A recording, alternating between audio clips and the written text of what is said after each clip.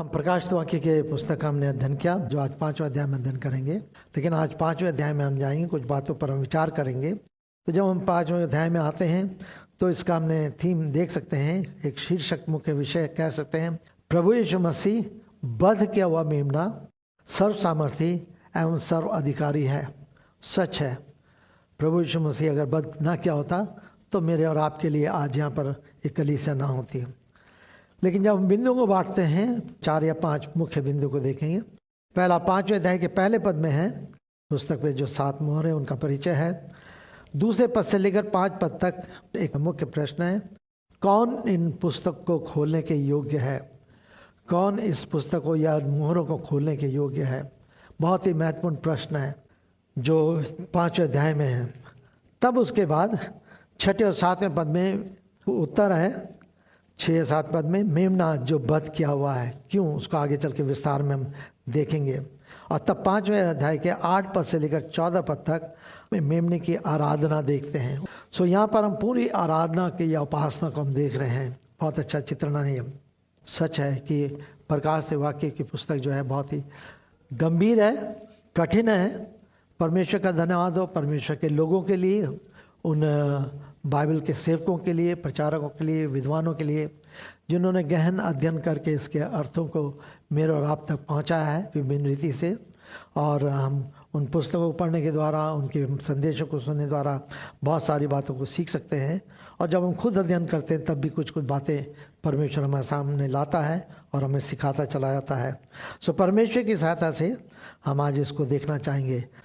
4 अध्याय के पहले पद में लिखा हुआ है, इन बातों के पश्चात मैंने दृष्टि की। और हमने पिछली बार बहुत ही स्पष्ट रूप से कहा था, किन बातों के बाद, किन बातों के पश्चात। और हमने देखा था उन बातों के पश्चात, अर्थात न केवल कलीसिया युग इस पृथ्वी पर समाप्त हुआ और कलीसिया उठा ली गई है, और उन सारी घटनाओं को हमने देखा था। अब कलीसिया, जिसको रैप्चर बोलते हैं, रैप्चर शब्द कई बार हम समझते नहीं, लेकिन हिंदी में इस शब्द का अर्थ है हवाओं में बादलों पर उठाया जाना, बादलों पर उठाया जाना। और बार बार मैंने बताया था कि करीब 18 रेफरेंस है जो प्रभु यीशु मसीह के द्वारा, उसके शिष्यों के द्वारा इस बात को स्पष्ट बताते हैं कि कलीसिया बादलों पर उठा ली जाएगी। बहुत सारे लोग इस बात पर विश्वास नहीं करते, लेकिन हमें याद रखना है। और तब फिर हमने देखा था कि 24 प्राचीन और 24 प्राणी का किस रीति से वो आराधना करते हैं, किस रीति से। प्रकाश वाक्य की पुस्तक को जब पढ़ते हैं तो बहुत सारी संख्याओं का वर्णन है, बहुत सारी संख्याओं का वर्णन है। 24 हमने था 12 ट्राइब, 12 गोत्र और 12 शिष्य, पूरे विश्व को वर्णन कर रहा है कि पूरा विश्व किस प्रकार से, चाहे वो गोत्र से हो, चाहे प्रेरित से हो, जिन्होंने पूरे संसार में जाकर के सुसमाचार प्रचार किया है, वो सचमुच में सब साथ मिलकर के प्रभु की आराधना करेंगे। 12 संख्या जो शिष्यता की संख्या है, शिष्य या प्रेरित की संख्या है। और 7 जो दिखाता है वो सिद्धता को या परफेक्शन को या पूर्णता को, कंप्लीशन को दिखाता है। इसके बाद 3 संख्या जो है वो त्रिएकता को दिखाती है। 4 जो संख्या है वो सुसमाचार को दर्शाता है। सुसमाचार जो पूरब, पश्चिम, उत्तर, दक्षिण 4 दिशाओं से संबंधित है। और प्रभु यीशु मसीह ने कहा, जाओ जगत के सारे लोगों को, सारी जातियों को मेरा सुसमाचार प्रचार करो। और चारों दिशाओं में उसका सुसमाचार प्रचार किया गया है। सो इस बात को हमने देखते हुए 4 प्राणियों को देखा था। और 4 प्राणी में पहला प्राणी जो था वो सिंह है, सिंह के समान है।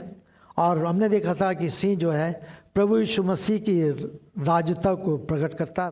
दूसरा प्राणी जो बछड़े का है, ऑक्स, प्रभु यीशु मसीह सेवक है, वो सेवक को प्रकट करता है।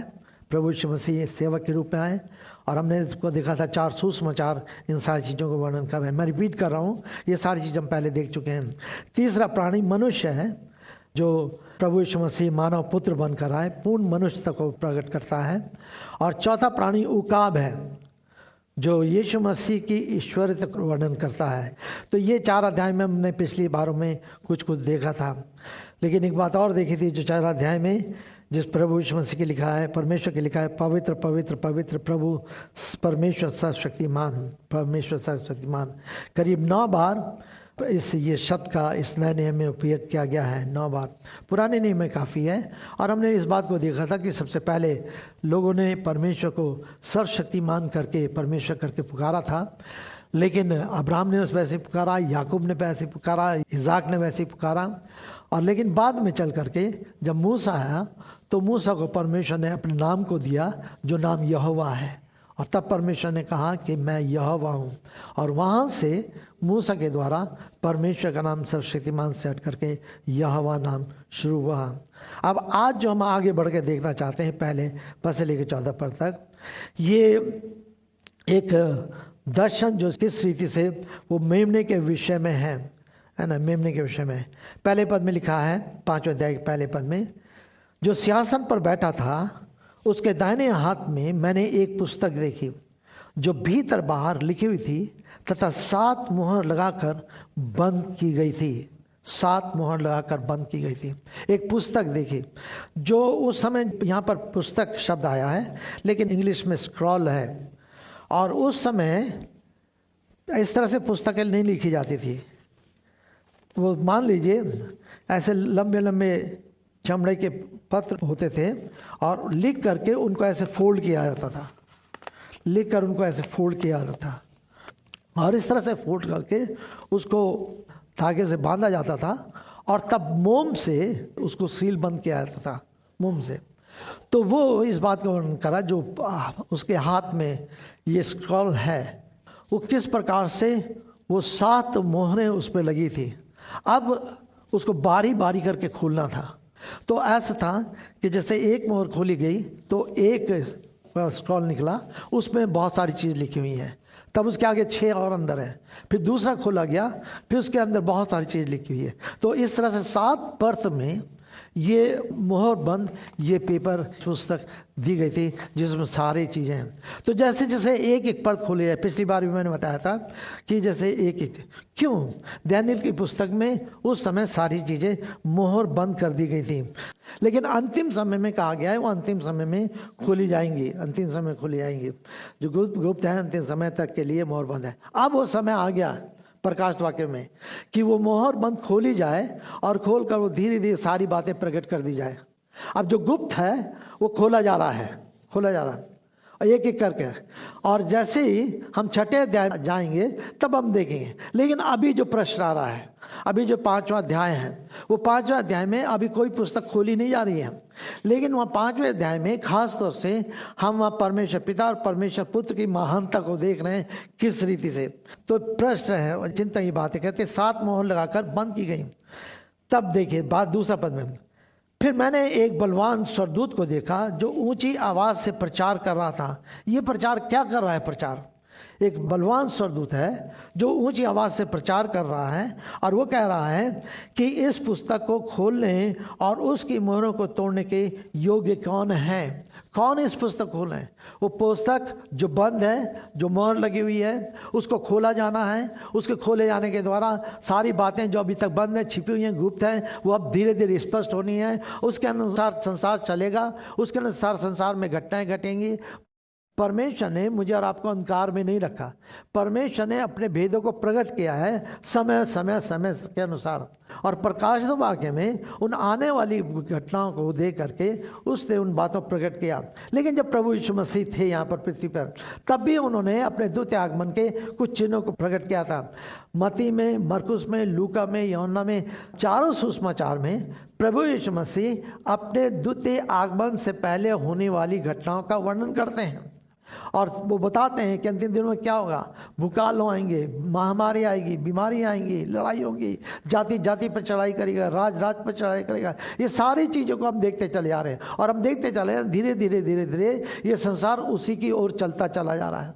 जब हम देख रहे हैं कि वचन के अनुसार संसार उसकी ओर चलता चला जा रहा है जो वचन में है, तो क्यों ना मुझे और आपको अपने आप को ऐसे तैयार करना है कि हम भी सावधान हो सकें। परमेश्वर का वचन सच्चा है और ताकि इन सारी परिस्थितियों का हम सामना कर सकें और एक दिन आए कि हम परमेश्वर सामने आनंद के साथ खड़े हो सकें। तो परमेश्वर ने हमें मुझे और आपको अंधकार भी नहीं रखा। तो जैसे मैंने कहा, मत्ती, मरकुस, लूका, यूहन्ना चारों सुसमाचार बहुत ही सुंदर से अपने द्वितीय आगमन का प्रभु यीशु मसीह वर्णन करते हैं।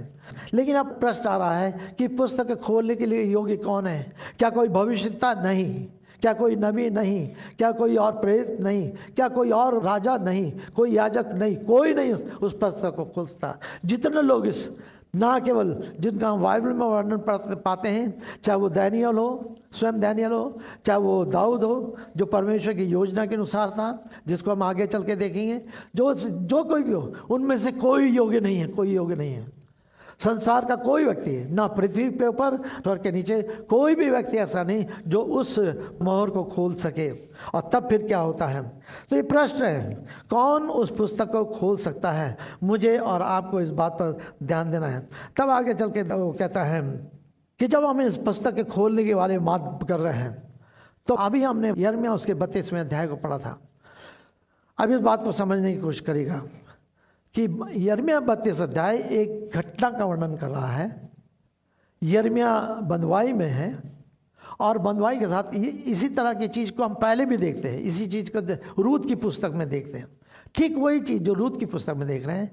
पहली बात, उस समय भूमि, इस्राएल की भूमि मोल ली जाती थी, लेकिन परमानेंट नहीं ली जाती थी। वो कुछ वर्षों के लिए एक आदमी ले सकता था, पर उसके बाद, मृत्यु के बाद या किसी और कारणों से उसको पुनः उस लैंड को कोई रिलेटिव कुछ लेना पड़ता था। तो उस भूमि को लेने वाले 3 उसके अंदर गुण होने चाहिए थे। पहली चीज, या तो वो कुटुंबी छुड़ाने वाला हो, पारिवारिक संबंधित हो, जैसे हम रूत में देखते हैं बोआज ने भूमि को छुड़ाया। बोआज जो था तो रूत का कुटुंबी था, उसे छुड़ाया। दूसरा, उसे योग्य होना चाहिए। और तीसरी चीज, वो व्यक्ति मूल्य चुकाने के लिए तैयार हो। अब जो 3 गुण हैं, ये गुण छुड़ाने वाले के होने चाहिए। यही गुण हम प्रभु यीशु मसीह में देखते हैं। अब ये भूमि किसी और के अधिकार में, चाहे आप रूत की पुस्तक का पढ़ते हैं, चाहे यिर्मयाह की पुस्तक को पढ़ते हैं। यिर्मयाह की पुस्तक को और भी आगे पढ़ेंगे, हमने केवल 25 पद पढ़े, तो वो उसी चीज का, और वो जो छुड़ा रहा है वहां पर, वो भी यिर्मयाह का रिश्तेदार है। यिर्मयाह क्या कजन है, उसको छुड़ा रहा है, वो उसका संबंधी है।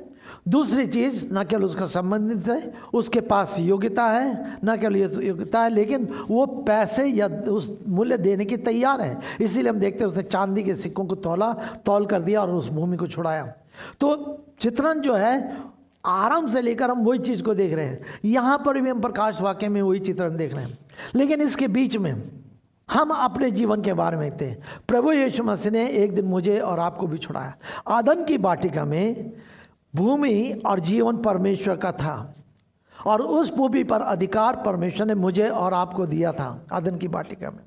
लेकिन पाप आया, और पाप के कारण हमने भी अपना अधिकार को खो दिया, भूमि ने भी अपने अधिकार को खो दिया। आप सब जानते हैं पाप के कारण भूमि किसके अधिकार में चली गई? पाप के कारण अब भूमि जो थी वो शैतान के अधिकार में चली गई। अब उसी लिए उसके बाद वो ऊंट और कटारे उगाने लगी। हमारा जीवन भी शैतान के अधिकार में हो गया। और शैतान को बाइबल में बार बार संसार का ईश्वर, संसार का कृत्य में वर्णन है, पहले पतरस में वर्णन है, संसार का ईश्वर करके पुकारा।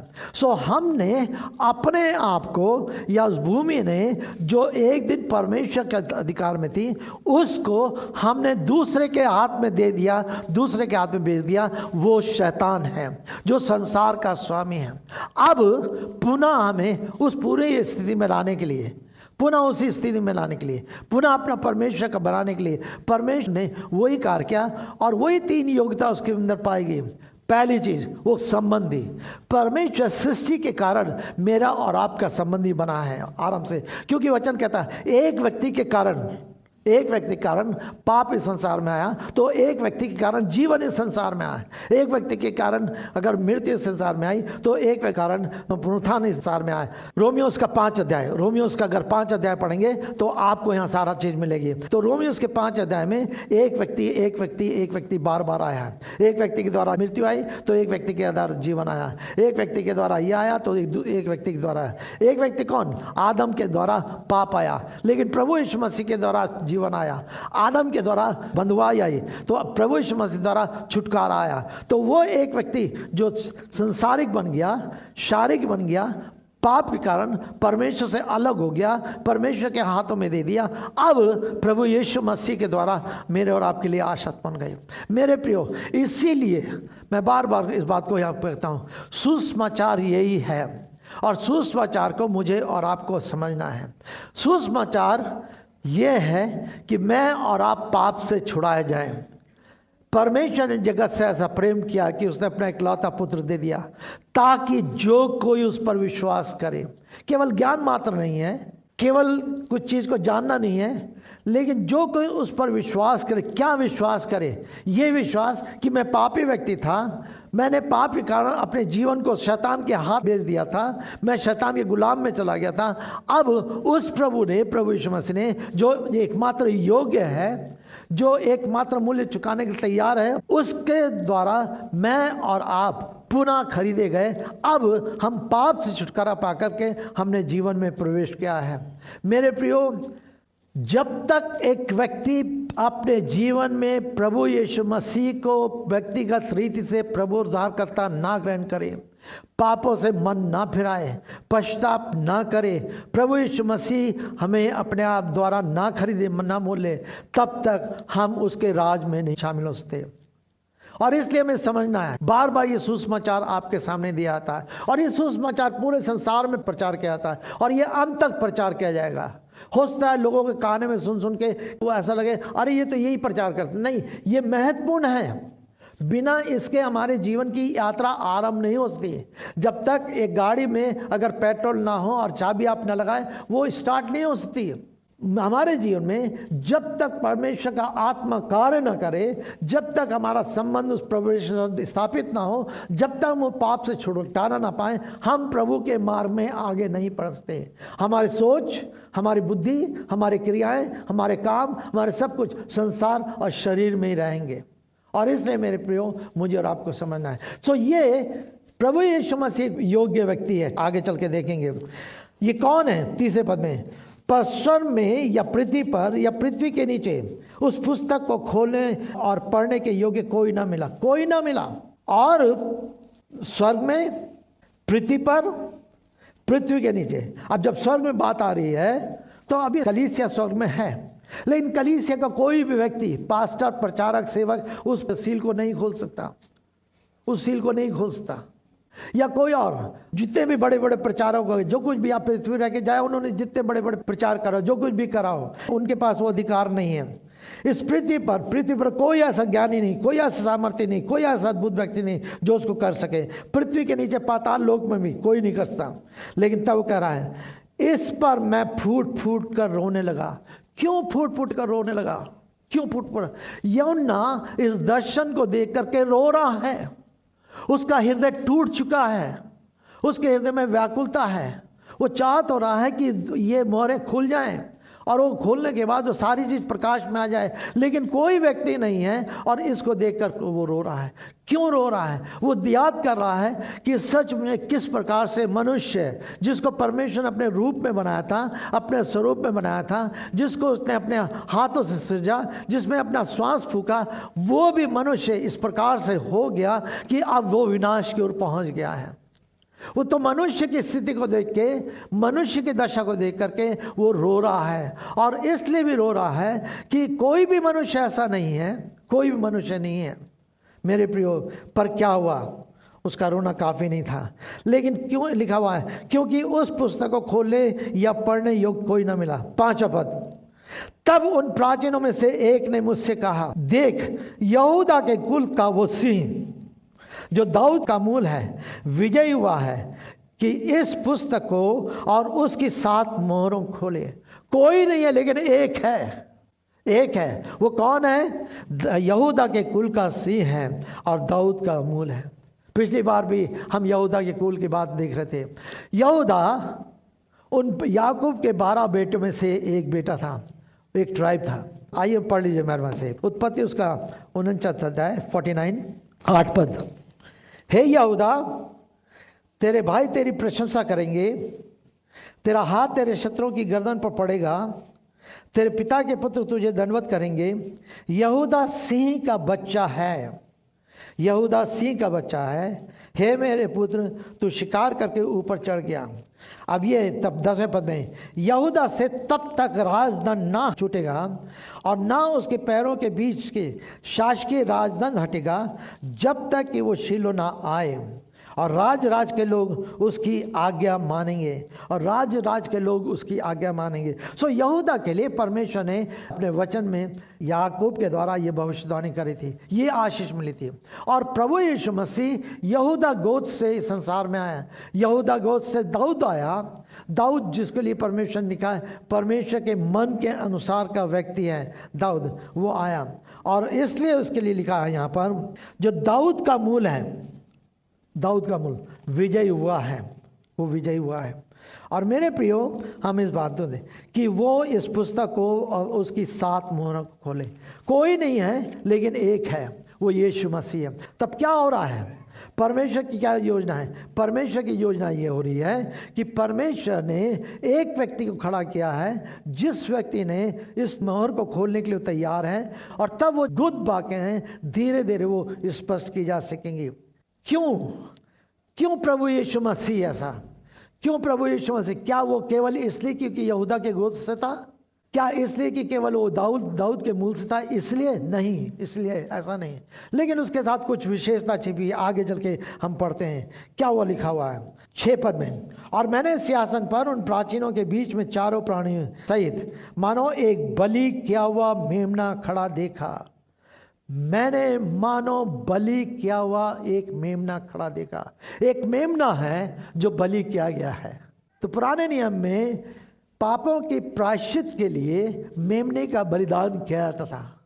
वो वहाँ पर टेम्परेरी एक विधि थी, जिस विधि में होकर मनुष्य कुछ समय के लिए पाप मुक्त हो सकता था, कुछ समय के लिए पाप मुक्त हो सकता था। लेकिन उस विधि को में बार बार उसको जाना पड़ता था, बार बार याजक के पास जाना पड़ता था, और बार बार याजक मेमने को उसके पापों के लिए बलिदान किया करता था। लेकिन यहाँ पर एक मेमना है, वो उसके लिखा है कि यहाँ पर एक मेमना है जो बलि किया हुआ है। और मेरे पे वो मेमना कौन है? वो मेमना, उसके बारे में आगे अभी हम और देखते हैं। तब वो कहता है कि वो मेमना खड़ा है, उसके 7 सींग और 7 नेत्र हैं। 7 सींग, सींग जो है बाइबल में सामर्थ को प्रकट करता है, सामर्थ को प्रकट करता है, अधिकार को प्रकट करता है।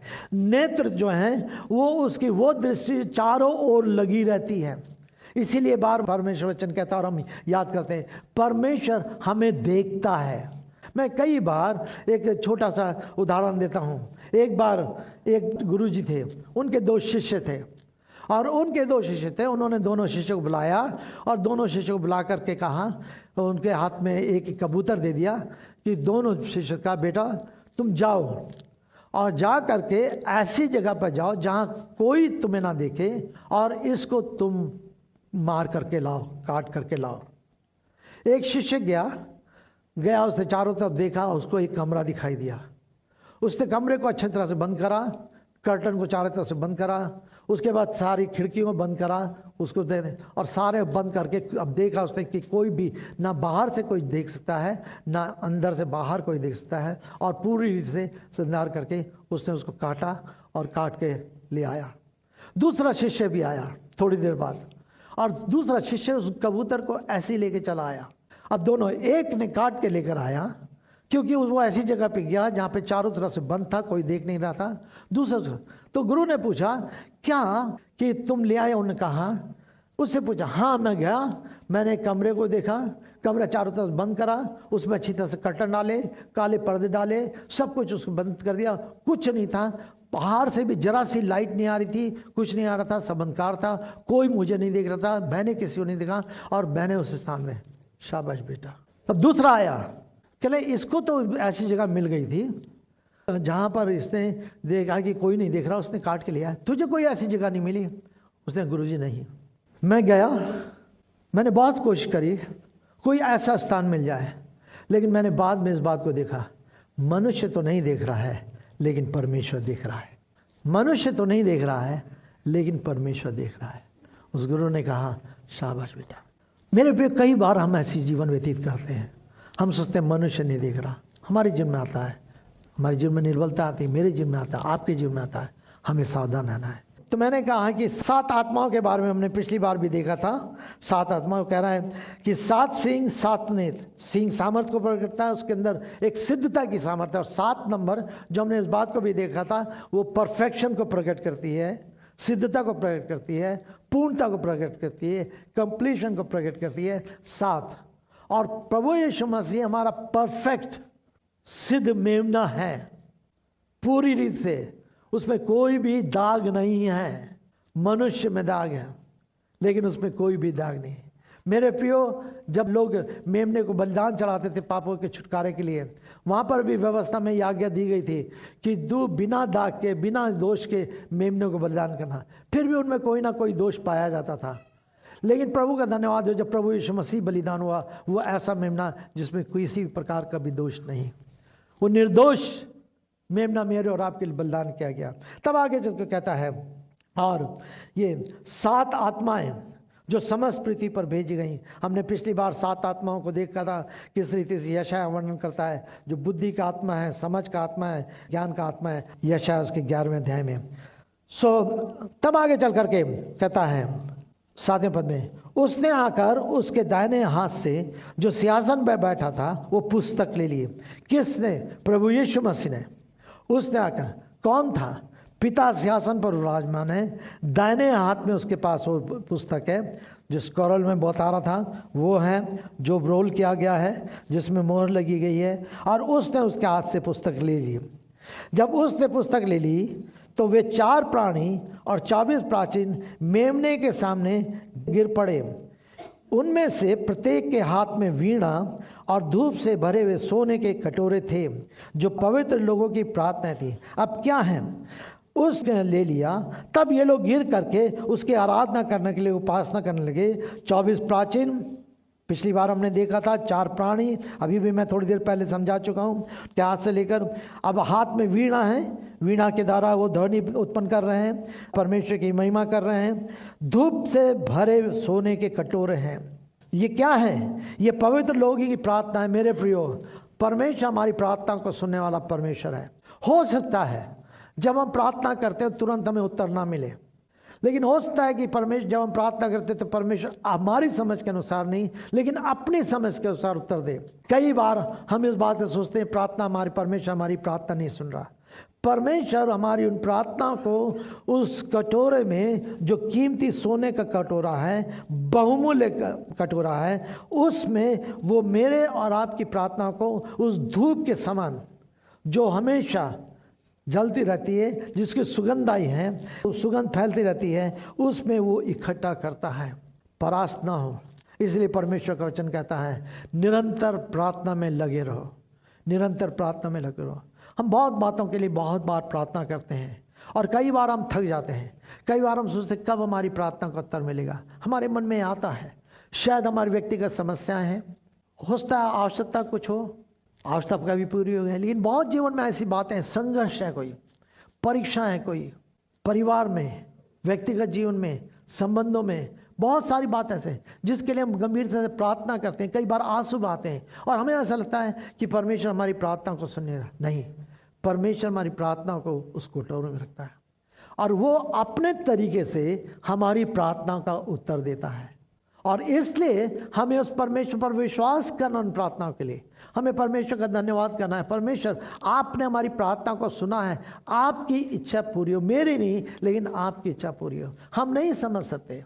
कई बार बच्चे, छोटे छोटे बच्चे हमारे से कुछ मांगते हैं, हम उनको मना कर देते हैं, वो बहुत दुखी होते हैं या चिड़चिड़ाते हैं, खिसियाते हैं, लेकिन माता पिता के अंदर ये रहता है कि हाँ मुझे अभी ये 3 साल का इसलिए मैं नहीं, लेकिन जब 4 साल का 5 साल का होगा तब मैं इसको चीज़ दूंगा जो चीज़ मांग रहा है, और शायद 2 साल बाद। लेकिन वो 2 साल का वेट करना उस बालक के लिए, बालिका के लिए बहुत कठिन होता है, बहुत मुश्किल होता है। यहाँ तक कि उसका भरोसा अपने माता पिता पर टूटने लगता है। वो कहता है आप मेरे से प्यार नहीं करते, आपने मेरे लिए नहीं करा। लेकिन माँ बाप जानते हैं कि उनके बच्चे के लिए क्या करना है। वो हमारा परमेश्वर उस हमारे संसारिक माता पिता से कहीं बढ़कर है। और इसलिए मेरे प्रियो, ये प्रार्थनाएं जो इसको कटोरे में रखी जाती हैं वो महत्वपूर्ण है। सो हमारा मन व्याकुल ना हो, हम घबराए ना, हम परेशान ना हो, हम हताश ना हो, लेकिन अपनी प्रार्थनाओं को हम परमेश्वर के सामने रख सकें। तब वो क्या कह रहा है, और उन्होंने एक नया गीत गाया, तू इस पुस्तक को लेने और उसकी मोहर खोलने के योग्य है। क्यों तो योग्य है? अब यहां पर इसका उत्तर है, क्योंकि तूने बद्ध होकर अपने लहू से प्रत्येक कुल, भाषा, लोग, जाति में से परमेश्वर के लोगों को मोल लिया है। इसलिए तो योग्य है कि तूने अपने आप को बद्ध होने दिया है। ओ यशाया 53 अध्याय हम पढ़ते हैं उसको, वो हमारे लिए बद्ध किया गया, उसने अपना मुंह ना खोला। ओ पिता परमेश्वर, सचमुच में वो जब हाकिमों के सामने खड़ा हुआ था तब उसने मुंह ना खोला। उन लोगों ने कितनी दी उसको वेदना दी। जब उसको पकड़ा गया और रात में तो प्रार्थना करता, आंसू बहा बहा के प्रार्थना करता। उस समय जब उसको पकड़ कर ला करके उसका ठट्टा उड़ाया गया, उस पर कांटों के ताज रखा गया, उसको मारा गया, उसको वेदना दी गई, तब भी वो शांत रहा। उसके लिखा है तब भी वो शांत रहा। वो बद किया हुआ मेमना प्रभु यीशु मसीह, इसलिए वो इस योग्य है कि उसने मेरे और आपके लिए अपने आप को क्रूस पर बलिदान कर दिया, वध हो जाने के लिए दे दिया। वो योग्य है, वो योग्य है, इसलिए योग्य है ताकि उसके वध किए जाने के द्वारा मैं और आप छुड़ाए जा सके, मेरे और आपको जीवन मिल सके। इसलिए कहता है वो वध किया हुआ मेमना। बहुत सुंदर लिखता है कि लहू से प्रत्येक, उसने वध होकर अपने लहू को बहाया और लहू से कुल, भाषा, लोग, जाति में से परमेश्वर के लिए लोगों को मोल ले लिया। ओ मेरे प्रियो, परमेश्वर ने मुझे और आपको विभिन्न जातियों में से, विभिन्न भाषाओं में से, विभिन्न पृष्ठभूमि से, विभिन्न कुल में से लेकर, मोल लेकर के अपना बना लिया है। कैसे? उसको कीमत चुकाने के लिए उसे अपना लहू बहाना पड़ा। उस कीमत को चुकाने के लिए वो मेरे और आपके लिए क्रूस पर मारा गया, उस पर ताड़ना पड़ी। वो बद किया हुआ मेमना है, इसलिए वो योग्य है, इसलिए योग्य है। और कितनी सुंदर बात है कि उसने मुझे और आपको खरीद लिया, उसने मूल्य चुकाया। भूमि को कौन छुड़ा सकता था? भूमि को वही छुड़ा सकता था जो योग्य है। भूमि को वही छुड़ा सकता था जो मूल्य चुका सके। मेरे प्रियो, उसने शैतान से मुझे और आपको पुनः वापस ले लेने के लिए अपने कीमती लहू को दे दिया, ताकि उस लहू के द्वारा मैं और आप खरीदे जाएं और हम शैतान के बंधन से, उससे छुटकारा पाकर आज़ाद हो जाएं। और फिर हम उसी प्रकार की भूमि में, जिसको आगे चल के हम प्रकाश वाक्य देखते हैं, जो अदन की वाटिका में जैसी पूर्ण थी, उसी में हम प्रवेश कर सकें। और इसलिए मैं बार बार कहता हूं कि उत्पत्ति के पहले 2 अध्याय और प्रकाश वाक्य के आखिरी 2 अध्याय दोनों एक समान हैं, और बीच में हम पाप को देखते हैं। लेकिन जो भी क्रिया प्रभु यीशु मसीह ने की है, वो मेरे और आपको उस अंतिम 2 अध्याय में पहुंचाने के लिए, जो प्रकाश वाक्य में, जो नया यरूशलेम है, नई शहरपना है, नए स्थान है, नई प्रजा है, नए लोग हैं, सब कुछ वहां पर पहुंचाने के लिए। परमेश्वर का धन्यवाद हो। क्या मेरा और आपका हृदय उत्साहित नहीं होता कि मेरा आपका हृदय उसके प्रति धन्यवादित नहीं होता? ओ प्रभु, आपका धन्यवाद हो, मैं तो इस योग्य नहीं थी, लेकिन आपने मेरे लिए कीमत चुकाई है, आप मेरे लिए क्रूस पर मारे गए, वध किए गए। ओ प्रभु, आपने मुझे अपना बनाया है।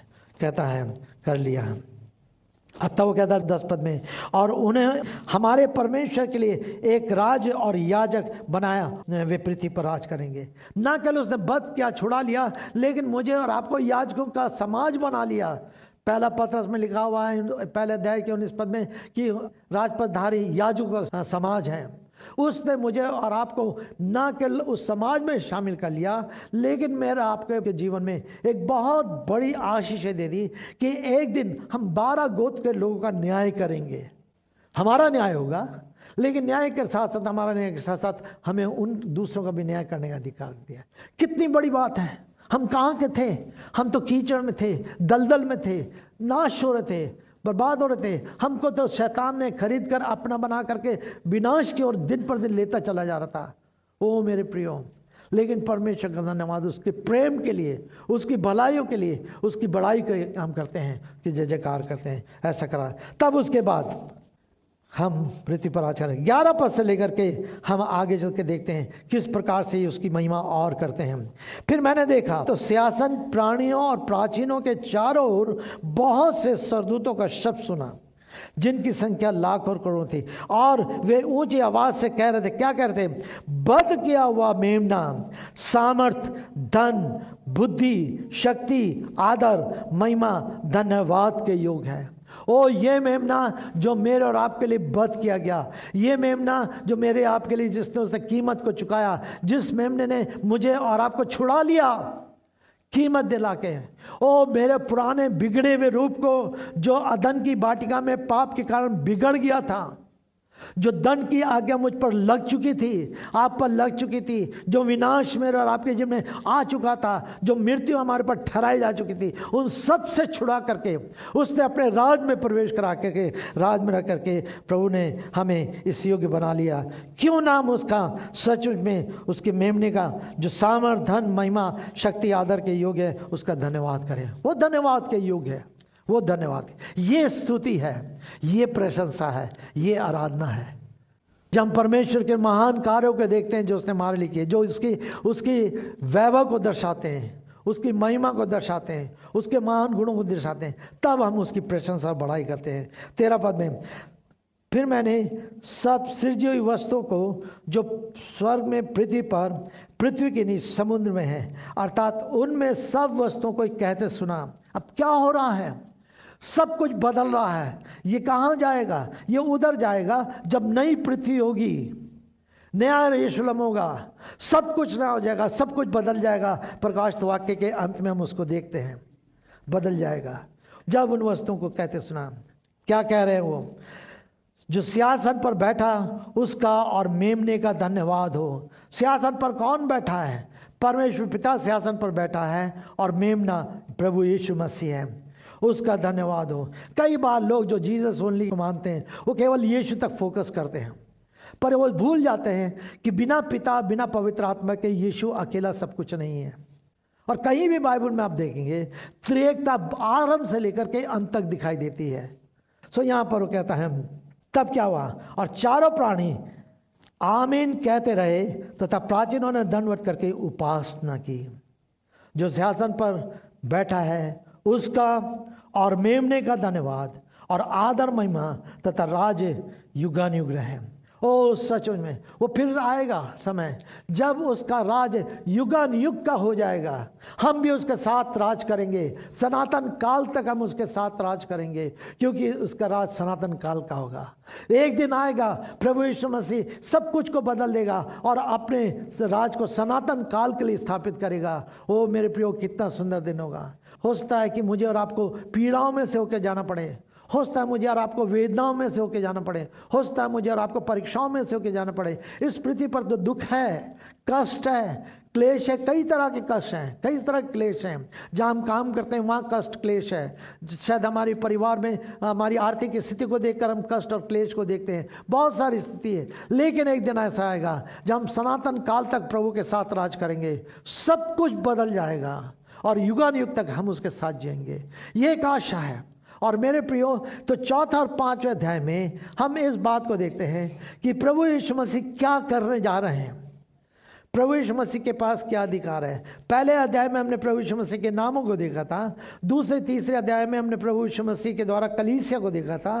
कलीसिया किस प्रकार से स्थापित होकर कलीसिया बढ़ेगी और कैसे कलीसिया बढ़ना है। और तब उसके बाद 4 और 5 अध्याय में, इससे पहले हम 6 अध्याय में उस पुस्तक को खोलते हुए देखें और एक एक कर करके पद बाई पद हम देखते चले जाएं कि क्या उस पुस्तक के अंदर लिखा हुआ है, कौन सी घटनाएं घटित होंगी, कौन सी बातें धीरे धीरे बढ़ती चली जाएंगी। अब उसके बाद 6ठे अध्याय से वो वर्णन होता चला जाएगा, खुलता चला जाएगा।